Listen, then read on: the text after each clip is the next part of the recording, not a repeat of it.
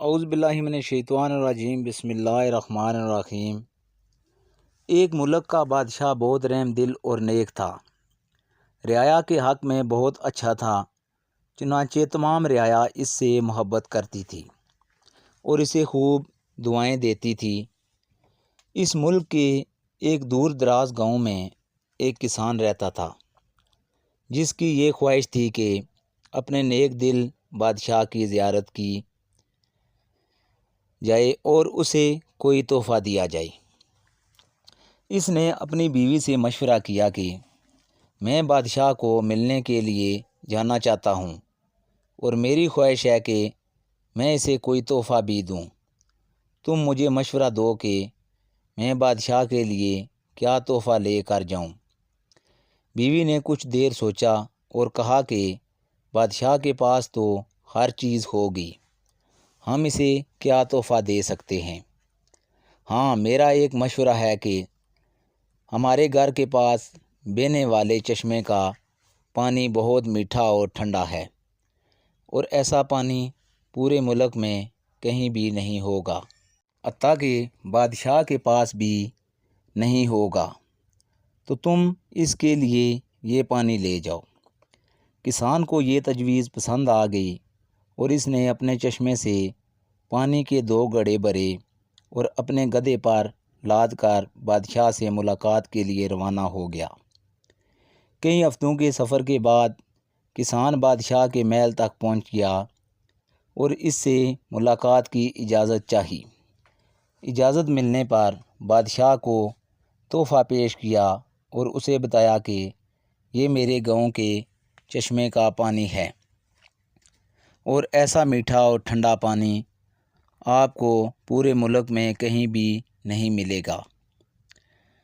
بادشاہ کے اشارے پر وزیر نے گڑھے کا ڈھکن اٹھایا تو کئی ہفتوں کے سفر کی وجہ سے پانی میں بدبو پیدا ہو گئی تھی۔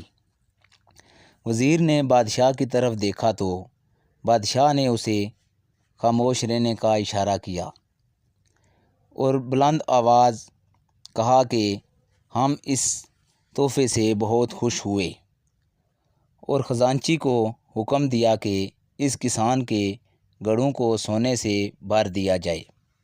کسان بہت خوش ہوا۔ بادشاہ نے وزیر کو بلا کر چپکے سے کہا کہ پانی کو گرا دینا اور واپسی پر اس کسان کو اس راستے سے گزارنا جہاں ہمارے چشمے ہیں، تاکہ اسے علم ہو کہ ہمارے پاس پانی کے کتنے چشمے ہیں اور ان کا پانی کتنا ٹھنڈا اور فرحت بخش ہے۔ چنانچہ جب کسان کو انعامات دینے کے بعد ان چشموں کے پاس سے گزارا گیا تو وہ سمجھ گیا کہ اس کا تحفہ کتنا حقیر تھا، لیکن بادشاہ نے اس کے حقیر تحفے کو بھی قبول کر کے اسے انعام سے نوازا۔ اس کے دل میں بادشاہ کے لیے محبت اور عقیدت اور بڑھ گئی۔ تو دوستو، ہماری عبادات کا بھی یہی حال ہے۔ ہم جو کوئی ٹوٹی پھوٹی عبادت کرتے ہیں تو ہم اسے بہت اچھی سمجھتے ہیں اور اپنے مالک کے حضور پیش کرتے ہیں۔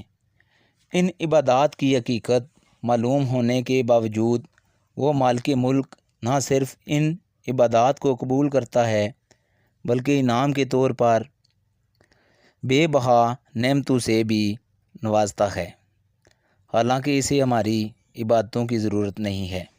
خالق کائنات کی عبادت کے لیے تو اس کے لاکھوں کروڑوں فرشتے ہی کافی ہیں۔ اللہ پاک سے دعا ہے کہ ہماری عاجزانہ عبادات کو اپنی بارگاہ میں قبولیت کا شرف بخشے، آمین۔